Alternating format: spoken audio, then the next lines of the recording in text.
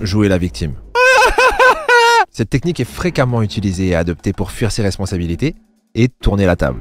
C'est quand le manipulateur agit comme si il avait été trahi ou blessé, alors qu'en réalité c'est lui le coupable. Cette technique est très efficace parce qu'elle exploite l'empathie naturelle d'une personne en inversant les rôles. La vraie victime finit par se sentir coupable et présente des excuses, comme elle le doit. Tu avais un comportement bizarre ces derniers jours, donc je me suis permis de fouiller dans ton téléphone portable et j'ai remarqué que tu me trompais avec tout le quartier. Quoi? Mais comment t'as pu faire une chose pareille? T'as fouillé dans mon téléphone portable? Mais tu n'as pas honte? Pour jouer les victimes de façon vraiment efficace, misez tout sur les fausses équivalences. Cet art consiste à donner l'impression que ce qu'on vous a fait est d'une gravité monumentale, même si objectivement c'est insignifiant. Plus vous dramatisez, plus vous paraîtrez vulnérable, et plus les autres culpabiliseront. Et n'hésitez pas à sortir votre meilleur regard de chien battu quand on vous fait remarquer que vous exagérez un peu. Ça prouvera simplement qu'on vous persécute d'autant plus. Le détournement de réalité. Le terme vient du film Gaslight, sorti en 1944, où un mari manipulateur fait progressivement baisser et monter l'intensité des lampes à gaz dans la maison, tout en niant que la lumière change quand sa femme le fait remarquer. Il finit par la convaincre qu'elle perd complètement la tête. Et c'est exactement comme ça que ça marche. Vous niez systématiquement la réalité de votre victime. Je n'ai jamais dit ça. Tu as rêvé. Ta mémoire te joue des tours, hein. Allez même jusqu'à remettre en question les émotions que votre victime vous partage. Tu exagères, ou mieux encore, arrête de faire semblant. Le but, la faire douter d'elle-même, au point où elle dépend totalement de votre version de la réalité. Et quand elle commence à se demander si elle ne devient pas folle, confortez-la dans cette idée et profitez-en pour la rassurer en lui disant que vous êtes là pour elle, même si elle perd un peu la tête ces jours. En très peu de temps, elle sera totalement perdue et elle finira par avoir l'impression qu'elle a besoin de vous. Le bombardement d'amour. L'une des techniques les plus efficaces pour créer une dépendance affective rapidement. D'abord, fun fact historique. Même le petit moustachu allemand pratiquait le love bombing.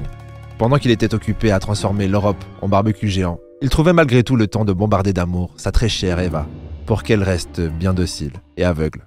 Le principe est simple. Submergez votre cible d'amour et d'attention. Message constant, déclaration passionnée, cadeaux surprise, projet d'avenir dès les premières semaines. N'hésitez pas à en faire trop, dès que vous remarquez que votre cible est réceptive. Tu es l'amour de ma vie. Mais je n'ai jamais ressenti ça avant. Quoi qu'il arrive, tu peux compter sur moi. Je t'aime pour toujours. C'est sordide. L'objectif est simple, créer une addiction à votre validation. Plus vous donnez d'attention au début, plus votre victime deviendra dépendante de ces doses d'affection. Et une fois cette dépendance installée, vous pouvez commencer à retirer progressivement votre affection. Elle fera n'importe quoi pour retrouver ces moments d'extase du début. Et voilà, vous avez créé votre propre toxicomane affectif, prêt à tout pour sa prochaine dose d'amour. Le chantage émotionnel. J'adore ça. Sûrement l'une des techniques de manipulation les plus répandues, particulièrement dans les relations amoureuses. Cette méthode exploite la peur de perdre l'affection ou l'approbation de l'autre personne. On va être honnête. La grande majorité des relations amoureuses reposent sur cette technique de manipulation. Cette menace implicite ou explicite qui dit « si tu ne fais pas ce que je veux », il y aura des conséquences émotionnelles. C'est comme ma copine. Elle m'aime tellement qu'elle m'a prévenu. Si je ne fais pas exactement tout ce qu'elle veut comme elle veut, elle ira voir ailleurs, elle me quittera pour un autre abruti et me dépouillera en partant si elle le peut. C'est sa façon de me dire qu'elle tient vraiment à moi. Sale p***. Vous avez tous déjà entendu ou utilisé des phrases comme « si tu m'aimes vraiment, tu ne feras pas ça. Fais ce que tu veux, mais ne viens pas pleurer après. » Ou encore « tu me brises le cœur quand tu fais des choses comme ça. » Le chantage émotionnel fonctionne particulièrement bien sur les personnes dépendantes affectivement. Plus la personne a peur de se retrouver seule et a besoin de votre validation, et plus elle sera sous votre emprise. Le traitement par le silence. C'est l'arme favorite des passifs agressifs. Pourquoi s'embêter à communiquer quand on peut simplement créer une ambiance tellement pesante que l'autre finira par craquer et à supplier pour comprendre qu'est-ce qu'il a fait de mal? Le pire, c'est que ça fonctionne parfaitement. N'est-ce pas, Bob? On dit que le traitement du silence, ça marche vraiment bien. Mais réponds-moi, sérieux, juste. Non mais y'a quoi? Bob, sérieux, ça marche ou ça marche pas le traitement du silence? Mais tu vas me répondre, putain! Putain, Bob, tu m'aimes ou pas? Dis-moi si tu m'aimes juste. Plus le silence dure, et plus l'anxiété monte. Dis-moi que tu m'aimes. Et plus votre victime sera prête à tout pour que ça s'arrête. Je ferai tout ce que tu veux. Si vous voulez que votre victime ne pense qu'à une chose, peut-être la chose la plus importante, vous, alors laissez le doute planer, et son besoin de compréhension fera tourner des questions en boucle dans sa tête en ce qui vous concerne. Le traitement du silence ressemble beaucoup au ghosting. Ces deux façons de faire impliquent un manque de communication entre le manipulateur et la victime. La principale différence est que le traitement du silence sert principalement à punir et à contrôler, alors que le ghosting sert plus souvent à mettre fin à une relation sans avoir à se justifier ou passer pour le méchant. Le ghosting est une technique très efficace si un jour vous voulez revenir, car votre victime n'aura probablement pas pu clore la relation émotionnelle. Elle se sentira encore rejetée, abandonnée et confuse. Et vous n'aurez qu'à inventer une bonne excuse à votre retour pour qu'elle vous pardonne. La triangulation. Un jour, un conducteur Uber m'a dit « Sais-tu quel est le meilleur moyen de garder une femme ?» Je lui ai répondu « Non, je ne sais pas. » Il m'a dit « Ce n'est pas l'argent, la gentillesse, l'affection, le temps que tu lui accordes, la beauté, les abdos ou même les vacances en amoureux. » Je lui ai demandé « C'est quoi alors ?» Il m'a regardé en souriant et il m'a dit « Le meilleur moyen de garder une femme, eh bien justement, c'est une autre femme. » Oh, pas bête.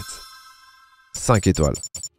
La triangulation, c'est l'art d'impliquer une troisième personne pour que la personne avec qui vous êtes fasse tout son possible pour vous garder et être à la hauteur. Le manipulateur va délibérément mentionner ou impliquer d'autres personnes pour créer de la jalousie et de l'insécurité. Je t'avais dit que mon ex m'a écrit dernièrement. Ou encore, mon collègue, lui, il me comprend. Ou un mec est venu m'aborder aujourd'hui à la salle. La tactique est simple. Faire comprendre à votre victime qu'elle est remplaçable. Plus elle se sent menacée et plus elle sera prête à tout pour vous prouver sa valeur. Et pendant ce temps-là, vous n'aurez absolument rien à faire pour être à la hauteur. Même si vous n'apportez rien d'autre que de l'anxiété dans la vie de votre partenaire, il continuera à se battre pour vous garder. Ne faites pas d'efforts. Des efforts. Contentez-vous simplement d'exister. Et menacez de partir de temps en temps. Ça suffira largement. L'isolement. Une technique particulièrement vicieuse qui consiste à couper progressivement votre victime de son entourage. Commencez doucement. Tes amis ne te comprennent pas comme moi. Ta famille te manipule. Ce collègue profite clairement de toi. Petit à petit, instillez le doute dans chaque relation. En plus, faites passer ça pour de l'amour. Je veux juste te protéger. On n'a besoin de personne d'autre, toi et moi. La clé, soyez patient. Attendez une dispute inévitable avec un ami, un membre de la famille ou n'importe qui d'autre. C'est là que vous allez frapper. Tu vois, je te l'avais dit. Il n'y a rien de plus efficace que de valider les pensées négatives de votre victime quand elle est vulnérable. Plus la personne s'isole, et plus elle devient dépendante de vous. Et quand il n'y a plus que vous dans sa vie, vous avez champ libre pour faire absolument tout ce que vous voulez. La projection. Cette technique consiste à transformer ses propres défauts en accusations contre les autres. C'est quand vous êtes infidèle, mais vous passez votre temps à accuser votre partenaire de vous tromper. Le principe est simple. Prenez tout ce que vous détestez chez vous et balancez-le à la gueule des autres. Vous êtes toxique? Eh bien, accusez les autres d'être toxiques. Vous mentez? Dites à tout le monde que les gens sont des menteurs. Le meilleur dans tout ça, c'est qu'à force de pratique, vous y croirez tellement que vous ne réaliserez même plus que vous décrivez votre propre personnalité. C'est un peu comme hurler au voleur, tout en faisant les poches de la personne qui appelle la police. On peut dire que c'est l'équivalent psychologique de « c'est celui qui dit qui est version adulte ». Et ça marche plutôt bien. Vous vous déculpabilisez discrètement, tout en gagnant le droit de faire la morale aux autres. Les blagues agressives. Des remarques déguisées en plaisanterie qui cachent l'intention de rabaisser l'autre. Et il faut savoir qu'il y a 2 moyens pour montrer votre supériorité à quelqu'un. 2, pas 3. Je comprends rien. Non, je plaisante. Mais t'es bête ou quoi? Mais je rigole. Putain, prends-le pas mal. Bon, blagues agressives mises à part, il y a donc 2 moyens pour être supérieur aux autres. Le premier moyen, c'est faire des efforts, apprendre à être introspectif, se dépasser au quotidien pour soi et pour les autres, dans le but de gagner de l'admiration et le respect à long terme. Mais pourquoi faire tout ça lorsqu'on peut simplement se contenter de rabaisser les autres? C'est pas plus facile quand même? Après tout, si l'autre se sent comme un moins que rien, il me verra forcément comme supérieur. Mais bien sûr, cette technique ne fonctionnera efficacement que si vous balancez vos pics sous couverture d'humour. Un manipulateur qui se respecte va systématiquement nier la méchanceté de ses propos. Faut pas le prendre comme ça. T'es vraiment susceptible, toi. On peut plus rien dire. La victime finit par douter d'elle-même et de ses réactions. Elle finit par se demander si elle n'exagère pas un peu dans le fond. Peu à peu, elle perd confiance en elle, tout en développant une admiration grandissante pour vous. Le changement de critères.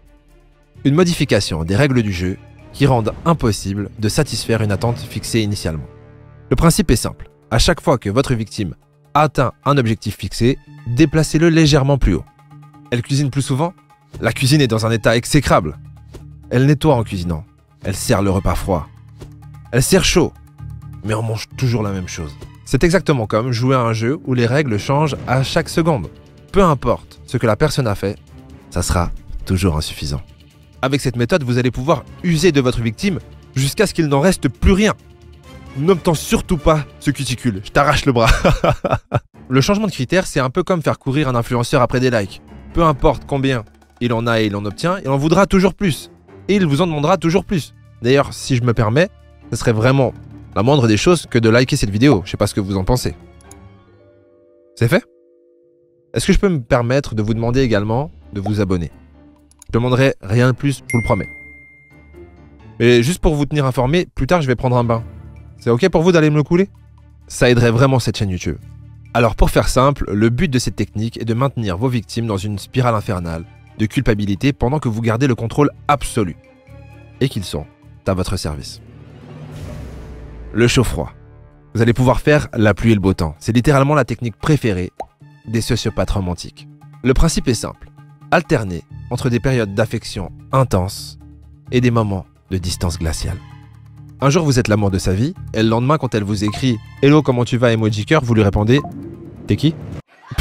Plus vous créez un contraste énorme entre les moments chauds et froids, plus votre victime deviendra accro à ce carrousel émotionnel. Elle s'accroche à vous pendant les périodes de chaud, en ayant peur que ça ne dure pas. Et elle finit par croire que vous êtes le seul remède à son malheur pendant les périodes de froid, alors que vous êtes en fait le poison. La meilleure stratégie pour faire en sorte que n'importe qui soit obsédé par vous. Bon, j'espère que cette vidéo vous a plu. Comme vous l'avez remarqué, on a choisi un style un peu satirique pour mettre en avant ces techniques de manipulation. Le but, c'était vraiment de rendre une vidéo éducative, divertissante. Mais bien sûr, il n'y a aucun bénéfice à la manipulation. Autant pour les manipulateurs que les victimes, à long terme, ça ne fonctionne pas. J'espère surtout que cette vidéo vous aidera à reconnaître les moments où des personnes essayent de vous manipuler pour mieux vous en protéger. C'était vraiment le but de cette vidéo. Et je vous dis rendez-vous au prochain épisode. Réponds-moi! Réponds-moi, je t'en prie! Je ferai tout ce que tu veux! Je ferai tout ce que tu veux, c'est juste la vie!